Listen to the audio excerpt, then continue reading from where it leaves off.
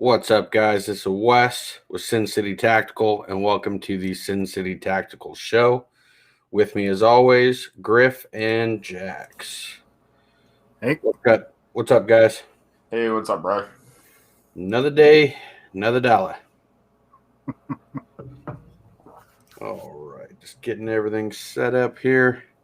As you see across the bottom, SinCityTacticalNV.com or SinCityTacticalMN.xyz will take you to either one of the division's pages.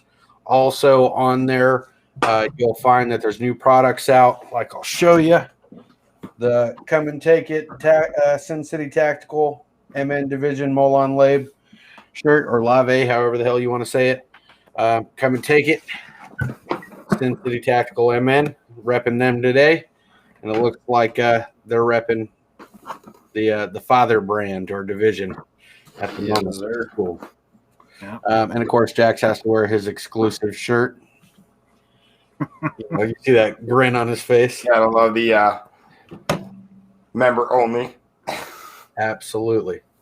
All right, let's jump right into it. So the first thing we're going to talk about is the Pro 2A news section. Excuse me.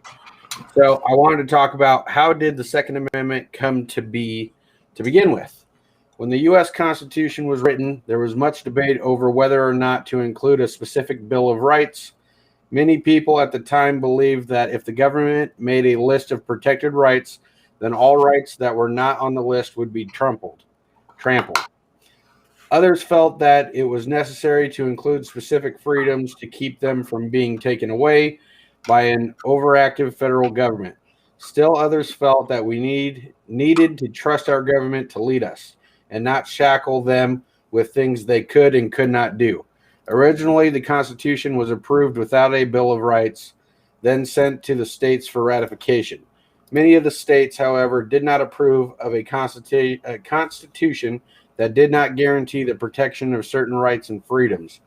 So in the process of ratification, many of the states voted for the Constitution while specifically listing rights they felt should be included by amendment. Among these rights were freedom of religion, speech, and the right to keep and bear arms.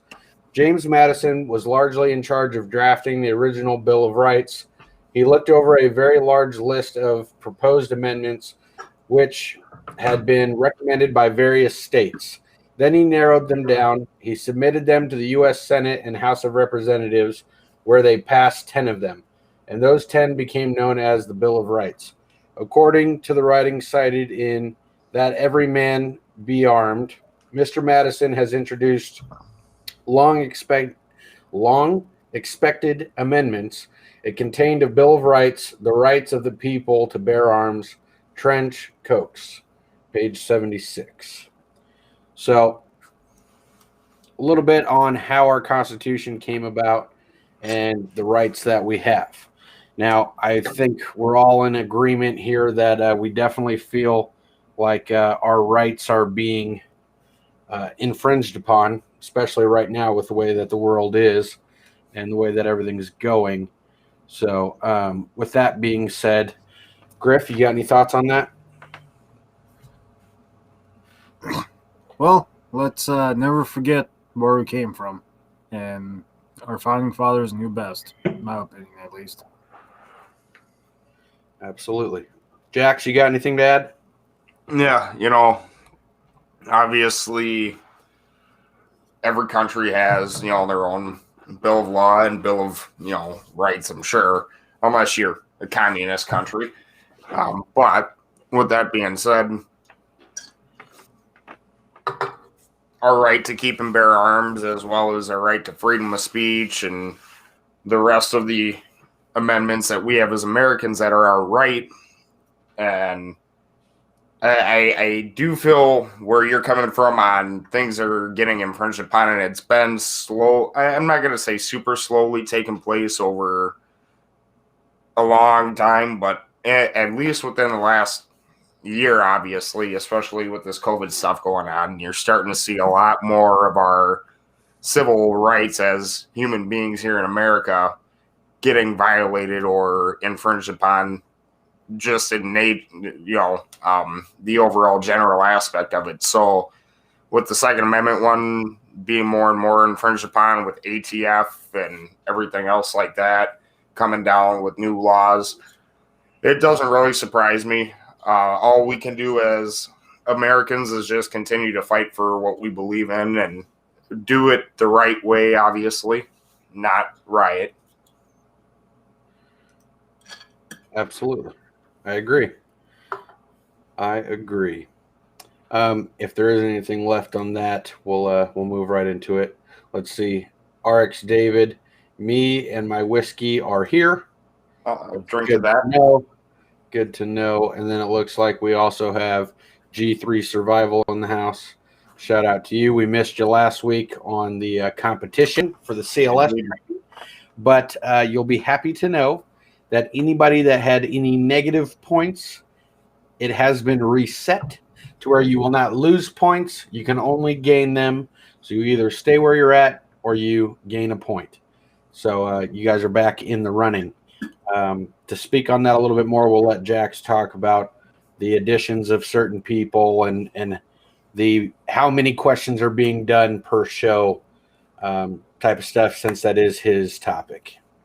Indeed. So, I know we kind of briefly touched on the whole amount of questions that we're going to be asked. I figure the fair amount is we do at least minimum 2 questions per person for the CLS portion, just because in case there is a tiebreaker, from the first question, there's always that second one per round, try to balance out the scoreboard. We did reset the negative points to 0, so this way people weren't falling too far behind in the competition and not being able to compete. So obviously G3 wasn't here last week, so RX David and a few other viewers decided they wanted to chime in and take part in our CLS competition, which is awesome. Appreciate your guys' support of that as well and chiming in. Absolutely. All right. So now that we've caught up some of the mainstream viewers that join us every week, which once again, thank you very much, everybody that does join us every single week. We greatly appreciate the support. We're going to move right into our tactical gear review, and I am going to talk about the racks that you see behind me that are holding up my firearms. Not necessarily a tactical gear item, but it's a cool way to store the guns. As you can see, I do it every show. I have the guns out to where they can be shown, since I can't physically touch them during a live stream. Where you can get them: Walmart. They're made by what is it? It's like Rough and Tough or something like that. It's a off-brand type of name stuff. It's found in like the automotive / sporting goods ish section, and they're technically made for your garage to like hang up shovels and hoses, electrical cords, things like that. But one rack comes with 2 curled hooks, which hold the firearm very well, right around the barrel. And as you can see, I have multiple different types of firearms. We've got ARs. We've got a CZ Scorpion up on the wall. We've got a Mossberg 590M shotgun. And then the longer ones that you see here, these posts, as you can see, is holding, it's a Ruger EC9S, that purple one. That's Jonna's firearm. It's got my M206 revolver, which you saw in the EDC How and Why. And normally I have other pistols up on the wall, but there's a better view. You can see the top right is holding the 100-round drum. And yeah, they're $15.99 or $14.99 per rack. So instead of going out and buying these super expensive gun racks, as you can see, these work perfectly fine, holds all the guns. I haven't had any issues with them. And yeah, they're good to hold your firearms in the event that you're trying to have like an armory type of wall. Yeah. Any questions on that, you guys? Yeah, I actually kind of like that idea for more of a low-end cost side of things for the overall display factor of what you're doing. I know not everybody out there is going to have the kind of scratch on them to go and drop money on, for instance, a tack wall like I've seen in other people's houses. Grip. But, you know, for the overall general purpose of basically doing the same thing, but, you know, for not even half the cost on the dollar, I mean, you can't beat it. So that's awesome. Yeah, absolutely. I love it. I love it. Plus, it allows me to hold other objects too, not just the firearms. So, like, obviously, when I'm not doing the show, because it is close to me, I'll hang like work belt, things like that from these type of prongs. So then I have kind of an EDC dump area too, which makes it nice once the guns are put away and stuff. So, yeah, check that stuff out. We're going to move into Jax's tactical gear item review. Right? Indeed. So bear with me real quick while I reach over here.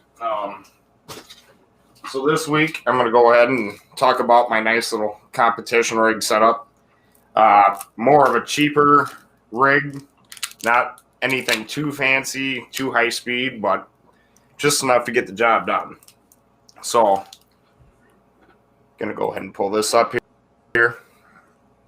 So this is your Crydex 4-piece speed pistol mag pouch and belt.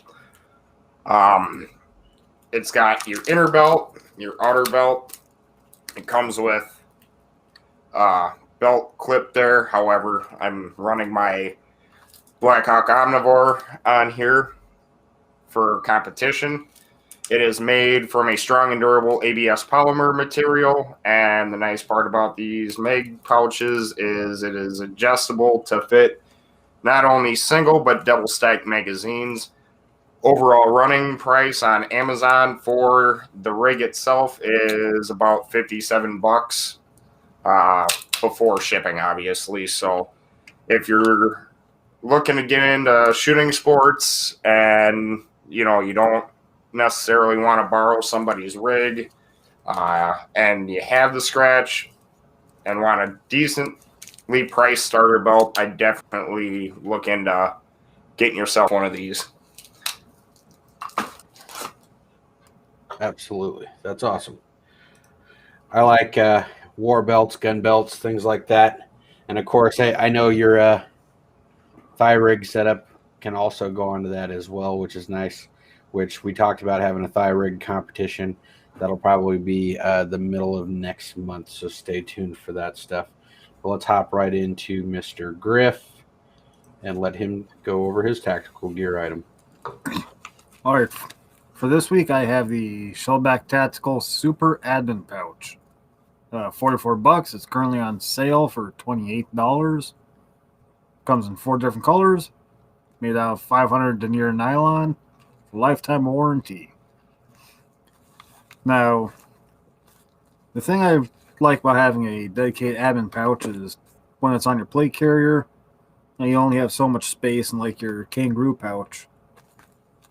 This offers a nice slim design to pack everything in. Just to work from the front into the back. Have a nice multi-use pouch. Stick a magazine in there, or in my case, a couple pins and markers. Have a nice hook and loop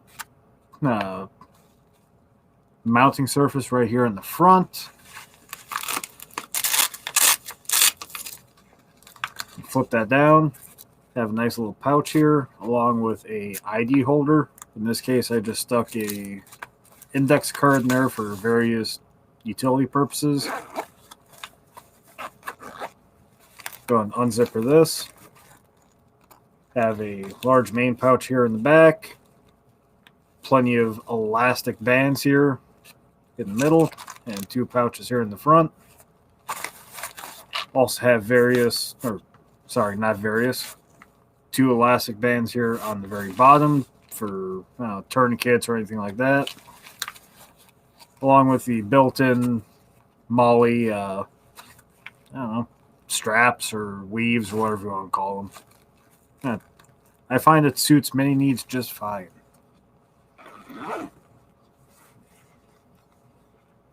And I'm just currently reading G3's comment.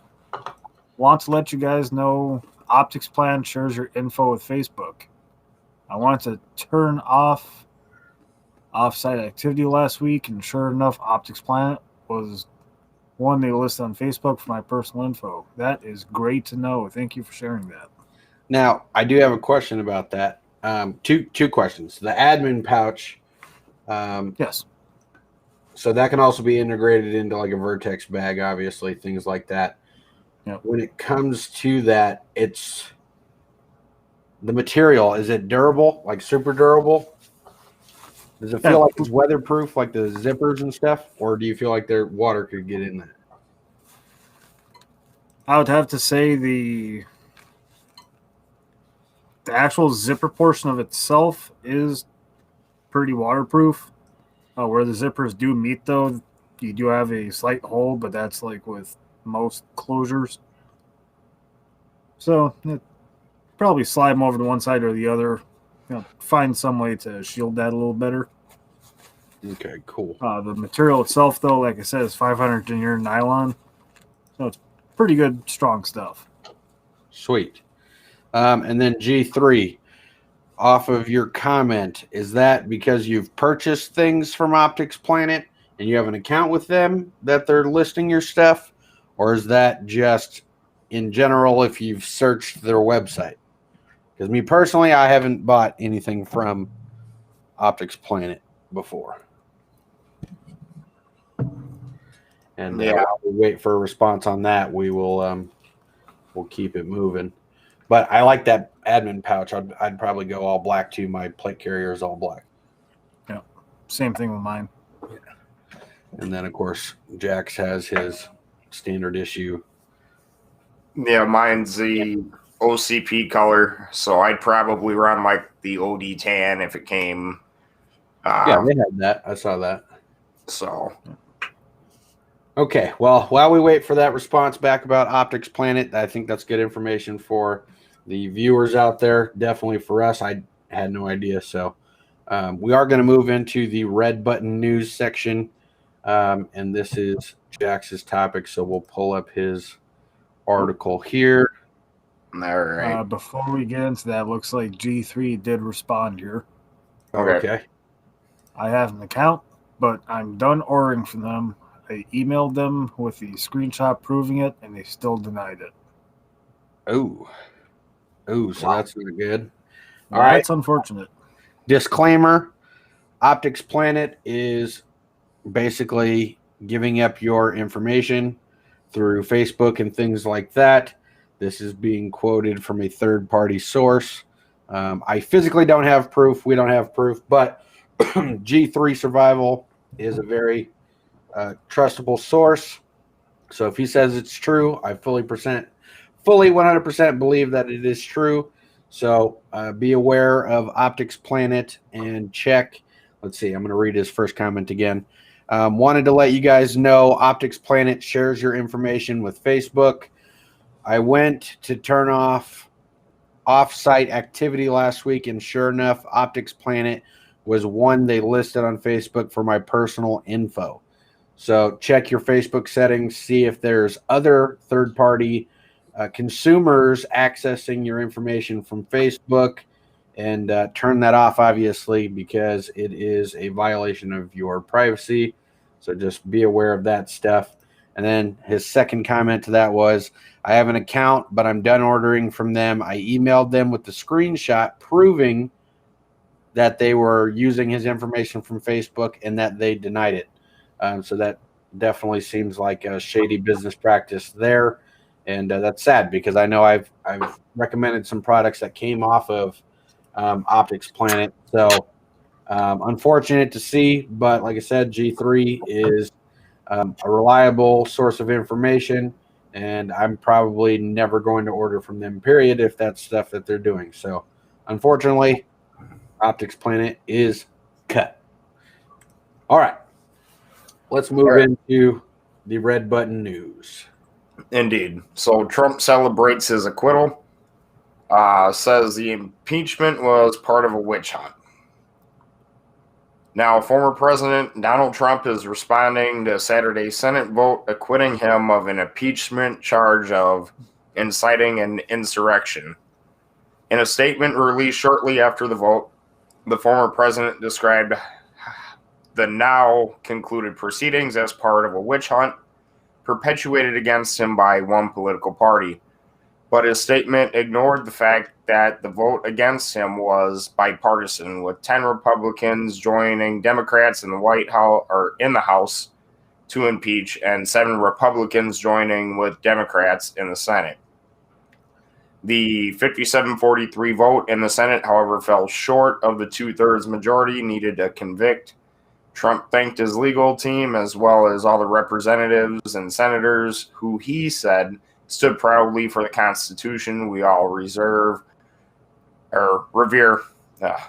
and for the sacred legal principles at the heart of our country. Absence from the statement was any direct mention of the events of January 6th at the U.S. Capitol building or any condemnation of the violence that occurred that day. Trump did thank his supporters. We have so much work ahead of us, and soon we will emerge with a vision for a bright, radiant, and limitless American future. Our historic, patriotic, and beautiful movement to make America great again has only just begun. The statement read, "In the months ahead, I have much to share with you, and I look forward to continuing our incredible journey together to achieve American greatness for all of our people," Trump said.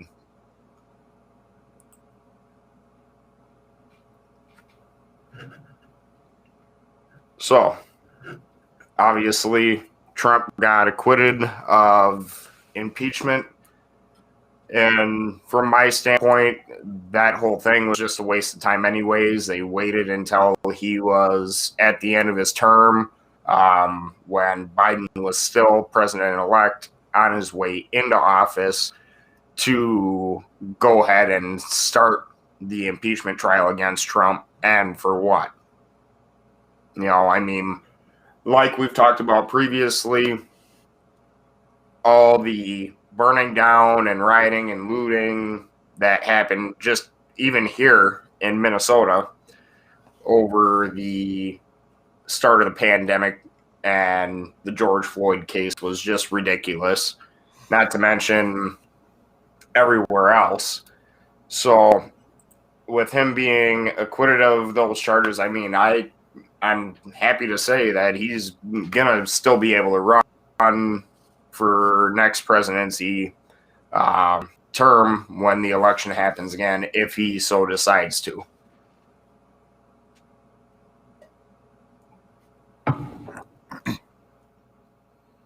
Wes, can't hear you, brother. Boom, good catch. Microphone was on mute. Good catch. I personally agree with you. It's pretty disheartening to think that, you're still going after dude. He's already out of office. He's not physically causing problems. You can't get him on Twitter, Facebook, none of that stuff. So you're not even hearing from him unless it's articles like this from the media itself. Just leave the man alone. You know what I mean? Like, obviously, people have their own feelings about the whole situation, which we're not going to get into. But to do this impeachment after Biden already has taken office and has already signed a couple of whatever orders or whatever the hell he's doing, just let it go. You know what I mean? Just let it go. What we should be doing is impeaching Nancy Pelosi and all the other politicians that have been in an office for 40 plus years who haven't done anything to better the country. Those are the people who need to be impeached and out of office, personally. But that's my thought. Griff, you have any thoughts? No, I completely agree with both you guys and former President Trump that, in just my opinion, this has been nothing but a complete witch hunt. It's just horrendous what they were doing, and goes to show that even once the guy leaves the office, they're still willing to go after him. That's deplorable. Absolutely. Absolutely. Well, it's that time. Indeed. It is good old CLS training. Now, this is just kind of something I'm going to throw in. We're not going to watch the entirety of it. However, this is just a. Oh, wait a minute. What happened there?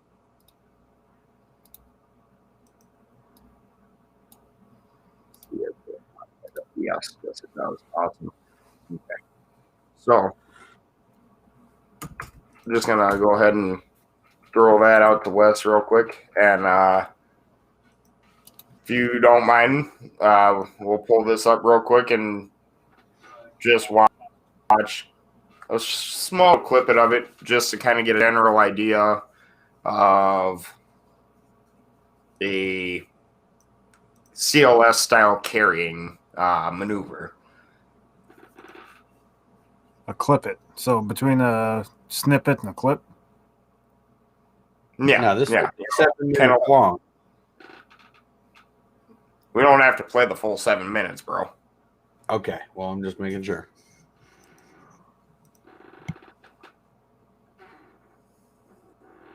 How many here have ever executed a fireman successfully on an unconscious casualty by yourself? By yourself. By yourself. Come on out. Ready?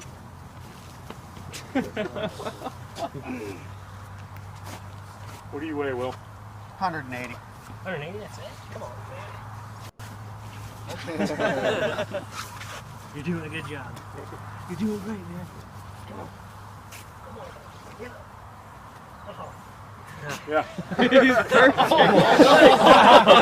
Really gets into it. All right, stop. Everybody get it? The point? Yeah. What's the point? It's hard. Real dead weights is All right. diff growth. Ain't nobody here going to the gym and grabbing 180 pounds of pudding with sticks in it, snatching it off the ground and putting it on their back. Because that's what you have when you have an unconscious casualty. 180 pounds, or whatever he weighs, of pudding with sticks in it, wrapped in hard-ass plastic gear, okay? So getting a casualty up isn't that easy, especially when they're unconscious, uncooperative, not working with you. I'm going to show you a couple of techniques that if you don't practice them, they're not going to magically come to you. Come on out here. How much do you weigh? So we got a casualty that weighs 165. Just take a step to your side so I never have to teach this again. Thank you. I'm old, dude. I can't do this all the time. All right, so this guy weighs 165 pounds. I'm going to do this at speed and then we'll back it off, okay? This is a technique I learned when I was in the Ranger Battalion. I didn't magically come up with this, okay? And if you don't practice it, it's not a viable thing for you.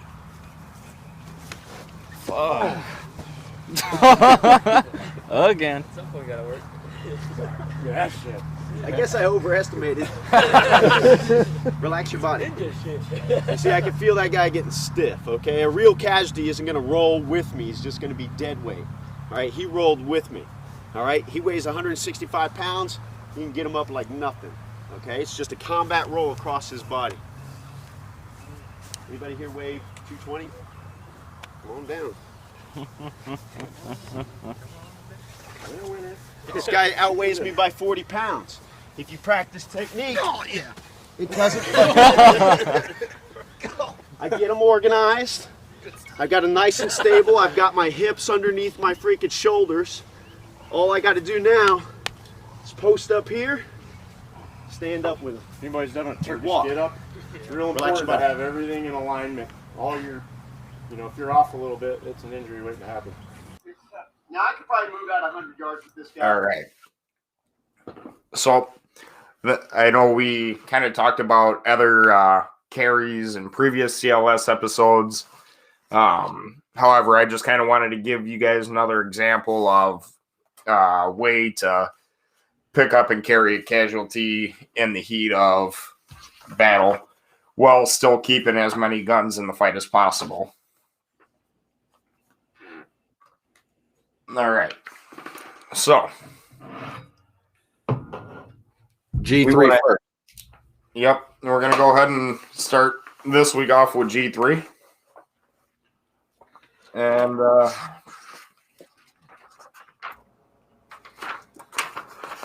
now,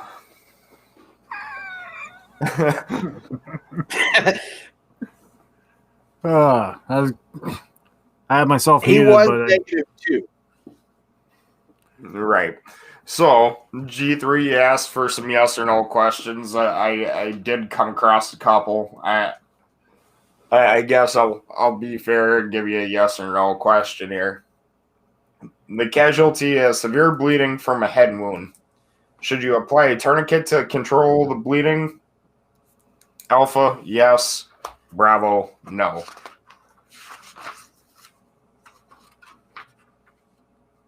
Hey, you know, I've done a few fireman carries in my time, but nothing that fancy. Yeah, I was gonna say, dude, I don't know if I'm rolling like that. Read the question and the answers one more time for the people at home. Indeed. So, question 12 is the casualty has severe bleeding from a head wound. Should you apply a tourniquet to control the bleeding? Alpha, yes. Bravo, no. G3's answer, Alpha. Unfortunately, G3, the correct answer would be Bravo. Well, the only place you could place a tourniquet would have been the neck, and that That stopped the bleeding. it's going to stop the bleeding for sure. That's stopping the bleeding.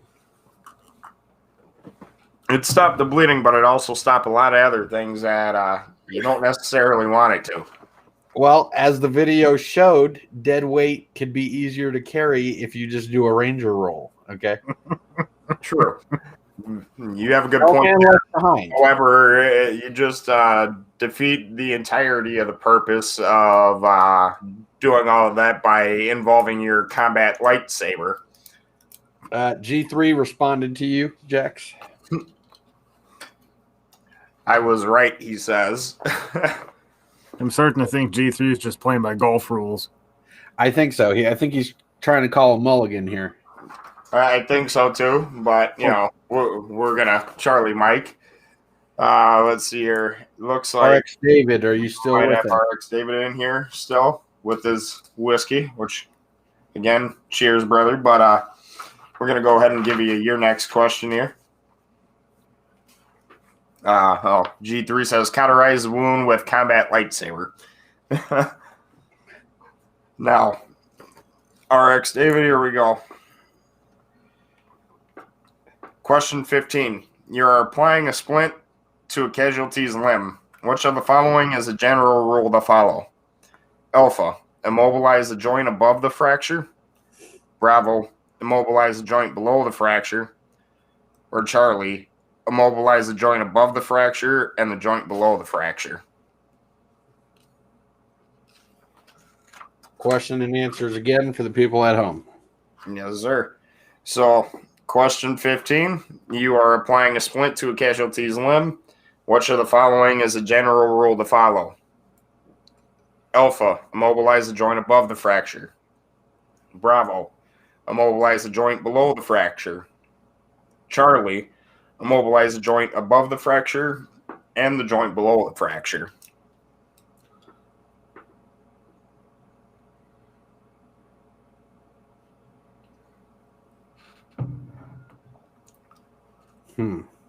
I'm trying to think of the answer to that one myself, and I think Griff is doing the same thing. Honestly, I just have the Jeopardy music playing in my head. Okay.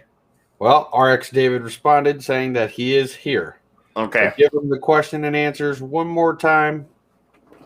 One more time here. Question 15. You are applying a splint to a casualty's limb. Which of the following is a general rule to follow? Alpha, immobilize the joint above the fracture. Bravo, immobilize the joint below the fracture. Or Charlie, immobilize the joint above the fracture and the joint below the fracture.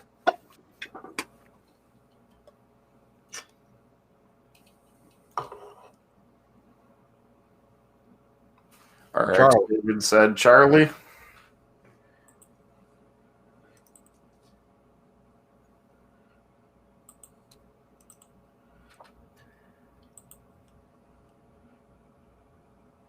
And you'd be correct. The correct answer is Charlie. You want to immobilize both the joint above and below the fracture. Okay. I would have gotten that one wrong. I would have said below the fracture because I'm thinking of a broken wrist. Well, or say you break your forearm, right? that would still technically kind of be considered a wrist break. So wouldn't you immobilize from the wrist to the elbow? And you would have all, no, I guess you would kind of be like this. And then after it starts to heal, then they cut you down to a half cast. All right, never mind. Good job, RX David.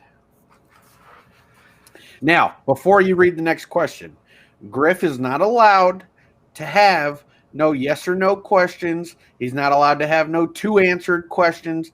It needs to be at least 3 or more answer choices, and it cannot be super obvious on the answer. Do not cheat for Griff. Thank you. Says the heckler. Exactly. That's right. Says the heckler. All right. So, Griff, you get question 18. You're going to administer a combat pill pack to a casualty. You should use Alpha, the casualties pack, Bravo, your personal pack, or Charlie, a pack from your aid bag.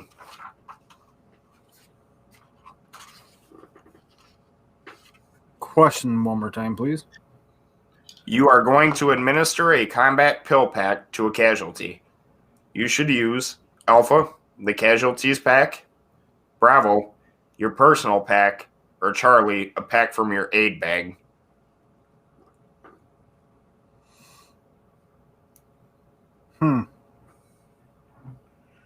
Yeah, I'll admit this one's a little tricky.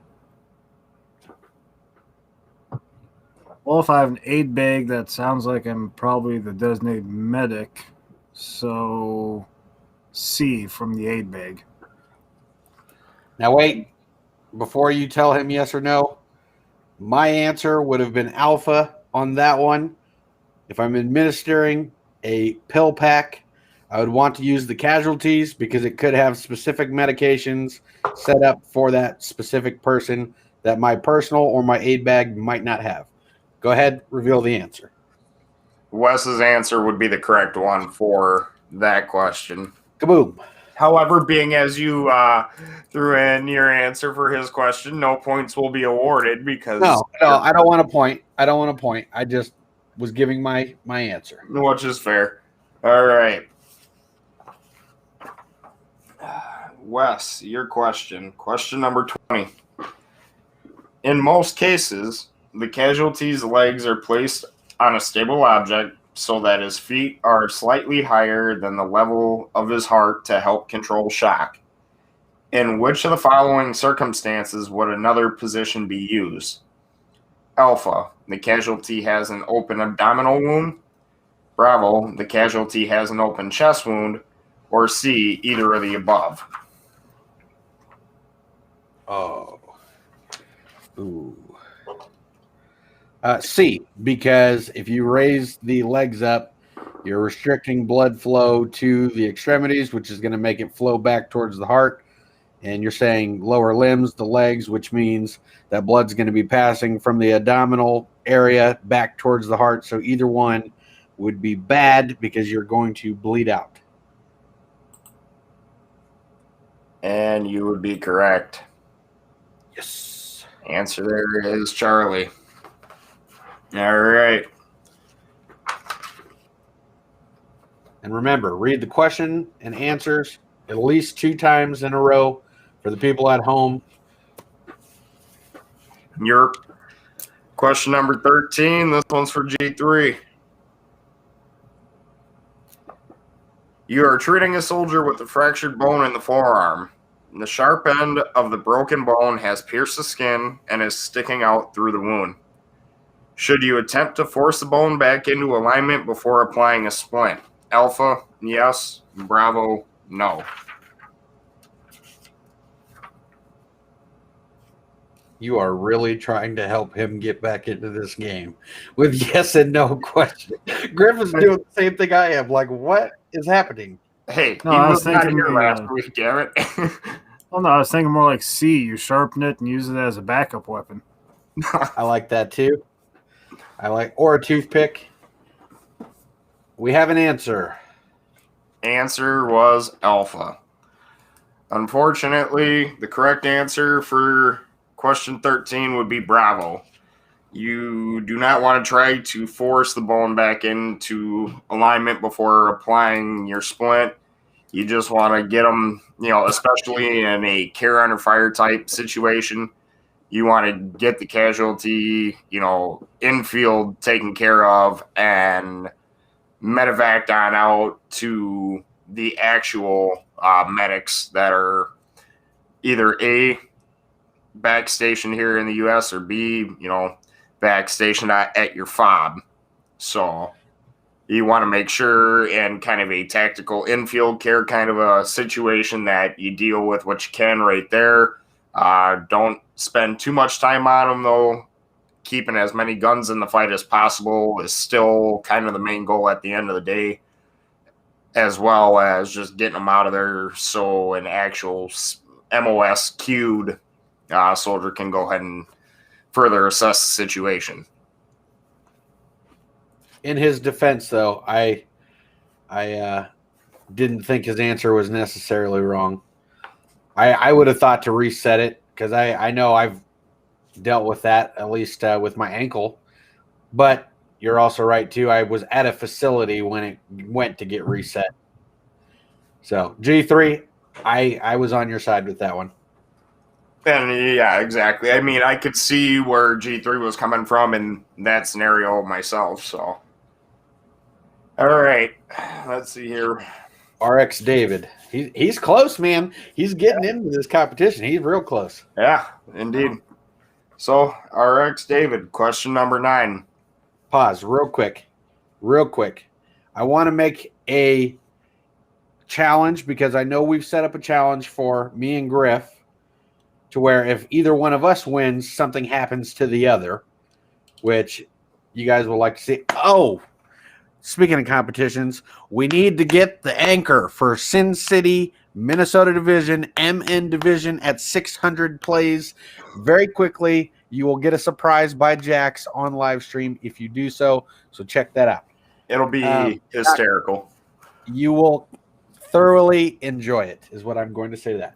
But I want to make something for our off-air listeners that are competing with us.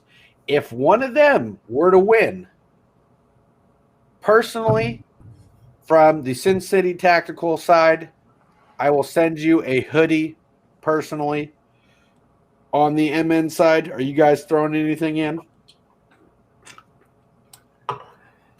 Yeah, we'll throw a item in. I'm not quite sure which one I want to go with yet. I'm kind of between one of the two newer shirts, either the shirt you are currently rocking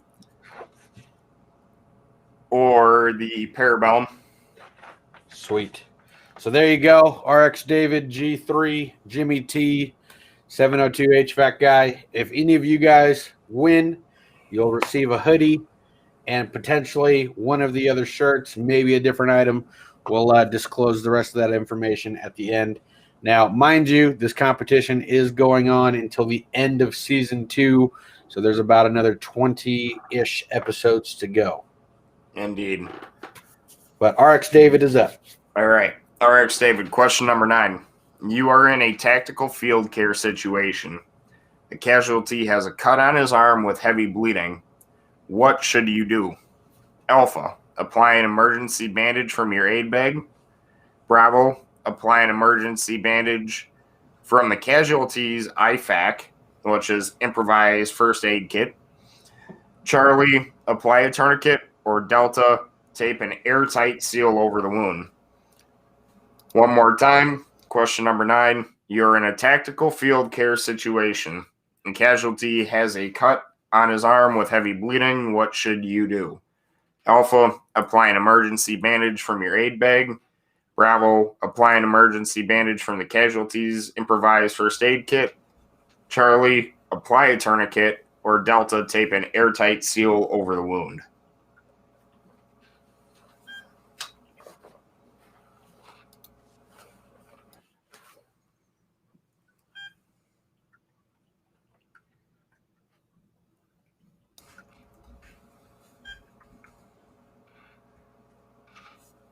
All right. And RX David answered Charlie. Correct answer for question number 9 is Bravo. So,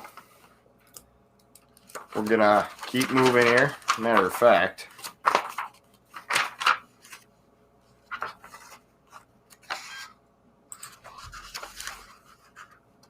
let's see. This time we got Griff. All right. Griff, question 19. You have controlled the bleeding from a wound on the casualty's thigh. The casualty lost a good deal of blood. Also, the casualty's skin appears to be pale, cool, and clammy. He is breathing faster than normal, and he is acting agitated. The casualty is probably suffering from A, blocked airway, Bravo, cardiac arrest, Charlie, hypothermia, Delta, shock. Question one more time. You have controlled the bleeding from a wound on the casualty's thigh. The casualty has lost a good deal of blood. Also, the casualty's skin appears to be pale, cool, and clammy. He is breathing faster than normal, and he is acting agitated. The casualty is probably suffering from Alpha, blocked airway, Charlie, cardiac arrest, Charlie, hypothermia, or D, Delta, shock. Well, it sounds like something probably nicked his artery in the legs, so D, shock. All right. Shock, final answer. Yep. You would be correct. It is Woohoo. shock. Shit, he got a gold trophy. Language. Oh, good catch. Good catch. Sorry. All right, final question goes to Wes. Question number 25. You are accompanying an unconscious casualty during evacuation. What should you do? Alpha, monitor the casualty's breathing. Bravo, monitor bleeding from the casualty's wounds. Charlie, reinforce dressings as needed. Or Delta, all of the above. Again, question is, you are accompanying an unconscious casualty during evacuation. What should you do? Alpha, monitor the casualty's breathing. Bravo, monitor bleeding from the casualty's wounds. Charlie, reinforce dressings as needed. Or Delta, all of the above. Well, the answer is definitely Delta, all the above. But I kind of feel like that was almost unfair because 99% of the time, all of the above questions are usually that answer. And I don't feel like that was fair to my competition. Well, you'd be correct. And there's still about 19 or 20 more episodes in season 2 for the rest of our Sincity Tactical Nation out there to catch up and put themselves in the game. So you're just going to have to take it. All right. Just on record, I stated that I felt that question was unfair for our viewers. That's all I'm going to say. Indeed. But I am the only one with the gold trophy, and I will take it. Thank you. Now look at the silver lining. Yep. All right, so now we're on to EDC How and Why. And for this week, just like we did last week, we have a scenario. The scenario, again, it's where I pose a fictitious setting for me and my fellow co-host to step into the shoes of and answer what we would carry in this situation. For this week, we're stepping into the shoes of an office worker with a no weapons policy at work. So just for a little bit of context, imagine working in like a courthouse or something like that where you'd be wanted or checked. And I will be leading this off with my 3 EDC options. So Wes, why don't you go ahead and roll the video and I'll talk more about them after you're done.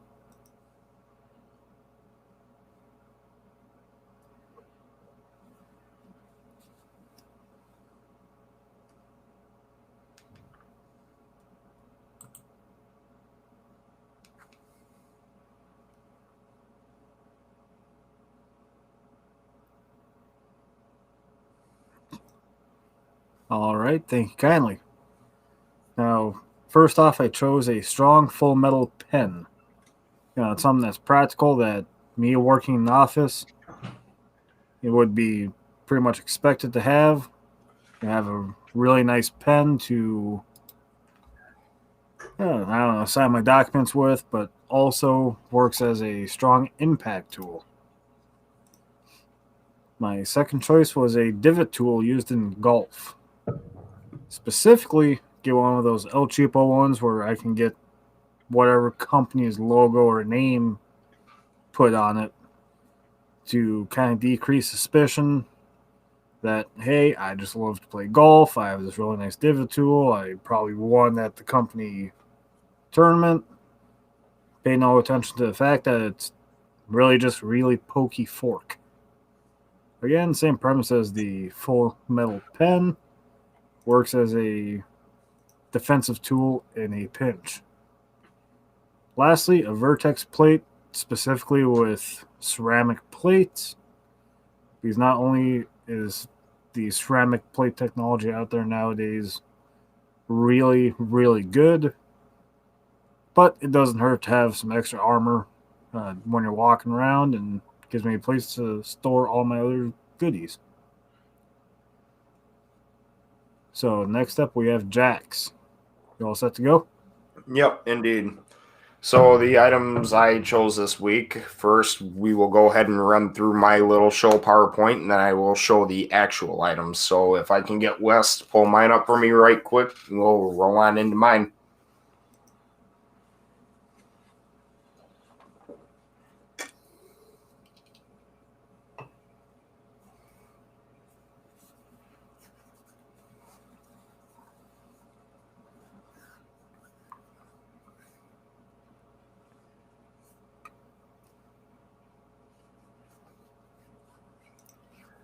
So again, I kind of went with the more simplistic kind of EDC stuff this week for the scenario in and of itself. Sure, you're working in an office, but what happens if you're told, hey, you're going to the warehouse today and I need you to go to the northeast corner of the building. However, when you get there, nobody's at the front desk, and you need to figure out exactly what corner of the building is the northeast corner. Obviously, compass comes in wonders, even just for finding out directionally what way you need to be walking. Flint starter for fire. Don't really know where you'd use that in an office setting unless you were doing maintenance and needed to have something to go ahead and relight a pilot light on, per se, a furnace or something. But 550 cord, always been kind of my strict policy to have a little bit, if not as much of it as possible on your person, whether you carry an EDC bag with a couple rolls or even just wear some around your wrist. Definitely something worth carrying in that kind of a scenario. Now, when it comes to the small little key knife, from a distance, it looks exactly like a key. I mean, it's carved out with teeth grooves right there. However, sharp and pointy. It's kind of what we're trying to get at here. Always keeping something pokey with you. Never know when it could be useful down the road in a self-defense situation. I currently run mine on my carabiner attachment that goes on to my everyday carry belt. And then last but not least, fairly cheap. I got mine at CC's Military Surplus in Maplewood, but keeping a 50 BMG on your keyring is another good way of having something kind of inconspicuously hidden as a tactical self-defense weapon in case you ever had to use it fighting your way out of a battle and getting off the X in a situation where you don't have a firearm on you. So, it's not necessarily pokey enough to be fatal just at a small jab, but if you hit somebody hard enough with this, you could probably break skin. I wouldn't doubt that. So, just kind of simplistic items that you can acquire for a fairly cheap price and use as a part of your everyday carry and kind of be inconspicuous with the way you do it. All right, and last up we have Wes to finish off the segment and roll us into the sponsors and shout-outs afterwards. Absolutely. So, same thing as those guys. I'm going to run a clip of my EDC how and why for the office worker with no weapons policy, and then we'll talk a little bit about it after the clip.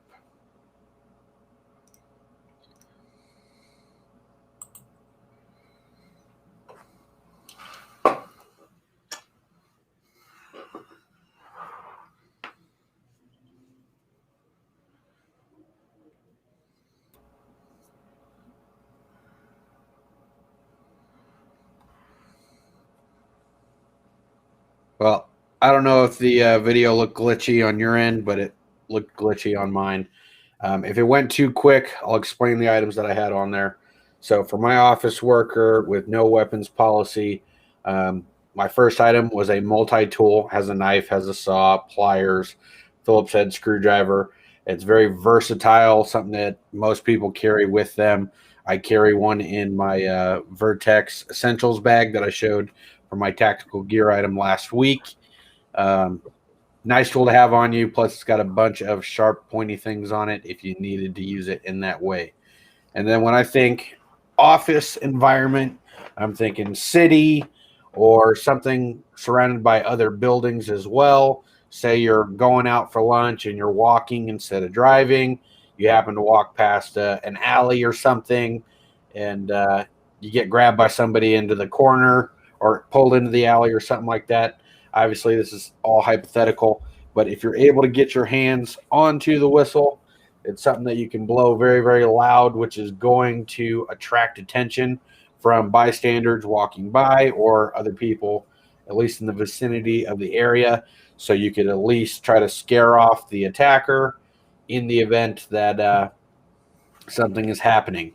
So I think one of the biggest things we've talked about, especially with CCW training, is trying to get off the X without having to use deadly force, right? So I feel like the whistle is a very viable tool to help you mitigate violent recourse from either the attacker or you having to apply violence to someone to protect yourself. And then, of course, the last item that I had on there was a flashlight with the capability of a stun gun on the end. So worst case scenario, you blow your whistle, you can't get your multi-tool quickly, but you can grab your flashlight, stun them, put them on the ground, blow your whistle again at them, get closer, blow it again, then run away and laugh. No, just kidding. Don't do that. But those are my items: multi-tool, a whistle, stun flashlight, because I can't carry physical weapons into the building. So those are my items. With our viewers watching, once again, we do like to see which package you guys like the most. Griff, you want to talk about your thoughts on the items? Well, this week I do have to applaud you, Wes, because when I came up with this, I was thinking about staying in the office itself. I didn't even give a fraction of a thought to, going out to lunch or commuting to and from work. And I would say that was excellent thinking outside the box. Thank you. And Appreciate it. G3 says, my ex-girlfriend is good at scaring attackers and regular people away. From the stories I've heard, I'd have to agree. So basically, I think all of our packages lost. We just need to get G3's ex-girlfriend as an everyday carry item. You go ahead. No, if I had to seriously vote though on this one, yeah, I definitely agree with Griff on giving it to you, Wes. I've seen a lot of review videos on those stun gun flashlights and that, and most of them are actually pretty good quality. Again, with the whistle thing too, it does kind of all play in hand to hand for different situations, like you were talking about, whether you're commuting to and from work or on a lunch break and just moseying around the work neighborhood. Depending on where you work, you may or may not be in a good neighborhood. So having, something that gets you off the X and is not necessarily lethal, but can save your life in the long run is a plus.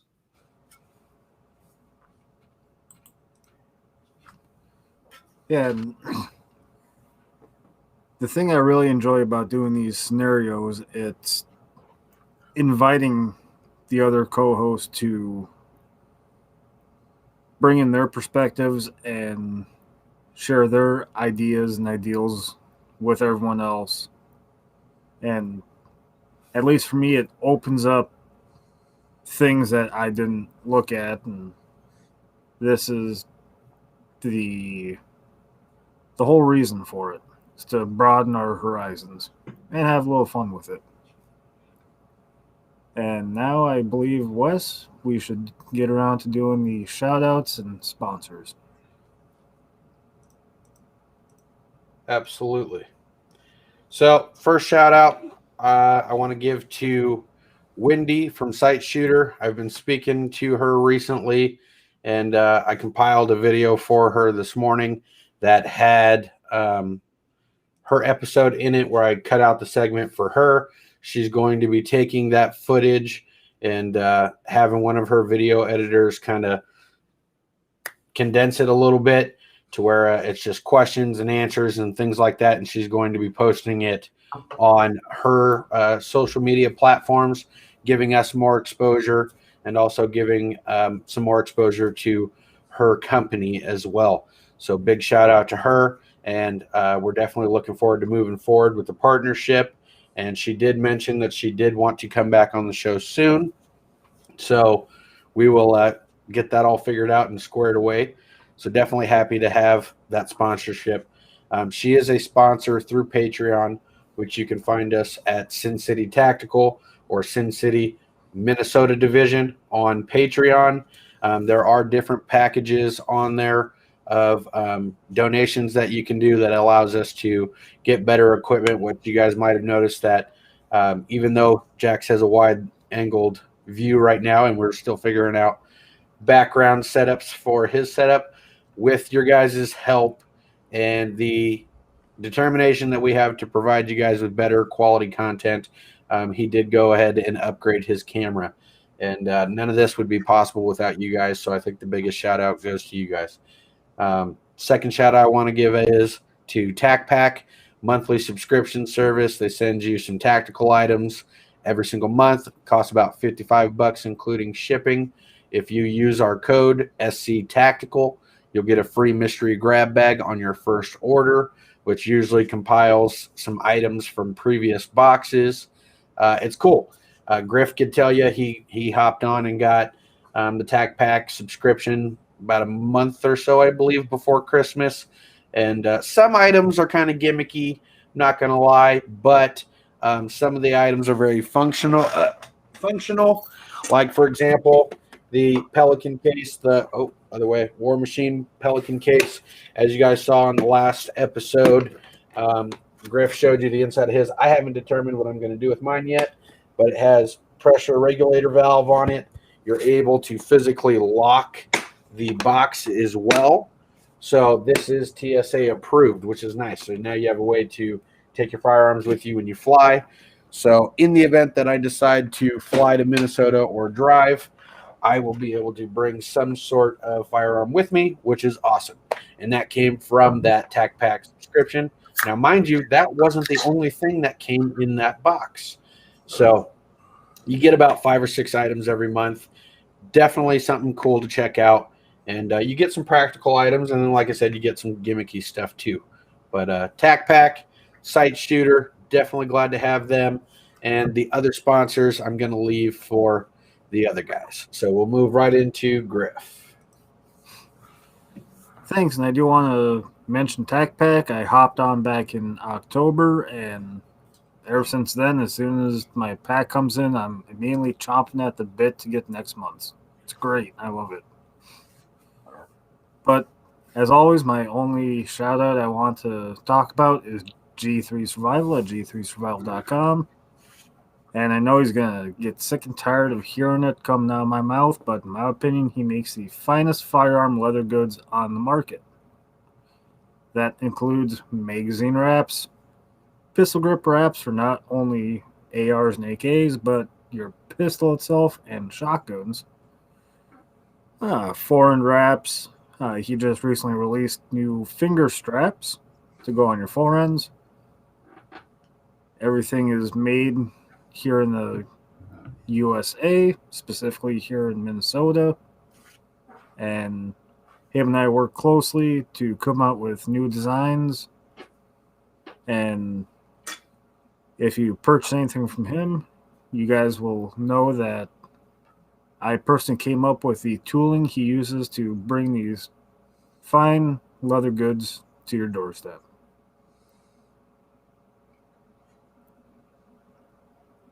Indeed.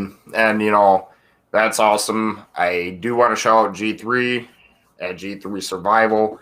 Obviously, not only does he work closely with Griff on the tooling aspect, but he also is partnered with Sincity Tactical. You can find the G3 tab on our website as well. And whether you purchase his goods through g3survival.com or sincitytactical.xyz or sincitytacticalmn.xyz, all of that product is definitely coming straight from G3. We kind of cut out the middleman of his previous Etsy ordeal, so thankfully that's out of the way, and I'm glad that we got that partnership with him and have him on board. Secondly, I want to go ahead and shout out TACX Pro Gear. If you go online to tacxprogear.com and use our code Overlander25, you can get 15% off your purchases at nationalconcealedcarryassociation.com or 25% off your purchase at TACX Pro Gear. With that being said, I also want to shout out Wendy from Sight Shooter. Obviously, Wes kind of gave a little bit of the off-screen side of things with closely working with her, and I can't wait to have her back on the show. It's always fun to have another person on screen with us to get some different viewpoints out there. And with Wendy, it was nothing short of awesome to have an actual instructor on our show. And then I want to go ahead and shout out B&E Music, one of our Minnesota local record labels. So, for being a local record label, great quality music, in my opinion, comes out of there from local artists. And obviously, at this point in time, support your local businesses and your local labels, because, we're just small guys on the totem pole trying to accomplish a big dream. And without the support of you guys, this wouldn't be possible.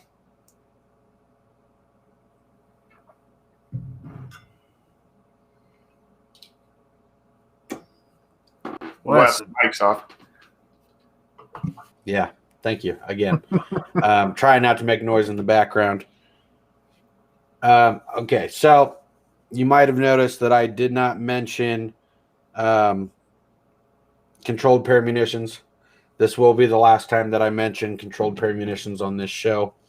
I am going to thank them for the time that was spent at their facility and for the opportunity to work with it within that shop and see the inner workings, the guns, make content for you guys through there. We mutually decided to agree to go separate ways. So I no longer work at the gun store itself. And unfortunately, like I said, we went other ways. As I mentioned before in the episode, literally right before this one, censorship and stuff like that is just not going to happen on this platform. So with that being said, I did mention that if we had to part ways with sponsors and stuff like that, that we would do so to keep the integrity of the show and stuff like that how it is. Not saying that that is what caused the decision to separate. I'm just speaking in the fact that my decisions and stuff like that aren't being based off of trying to uphold sponsors and things like that, because ultimately I enjoy doing this content for you guys. I know Griff and Jax enjoy doing this content for you guys as well. And for us, it's just a matter of, finding the right balance and bringing the content without being told what we're allowed to say and what we can't say, other than words that should be censored, as in derogatory words and things like that, or cuss words, which I slipped and Griff caught it today. But what I'll say to that is that's obviously just guidelines from the platforms that we speak on. So, and plus, cussing all the time obviously just doesn't make you a better human. So it's helping us not be the Navy, is what I'll say, and we'll keep it moving. So it is about that time to wrap up the show. I do want to thank all you guys and thank Griff and Jax for always being on the show with me every single week. It's definitely been a pleasure. I enjoy it. I'm looking forward to the next one, and we're going to have Griff lead us out with a patriotic message. All right. So this week's patriotic message comes from my personal hero, my all-time favorite president, Teddy Roosevelt. This country will not be a good place for any of us to live in unless we make it a good place for us all to live in. So, respect your fellow human beings, and let's all move forward to a bigger and brighter future.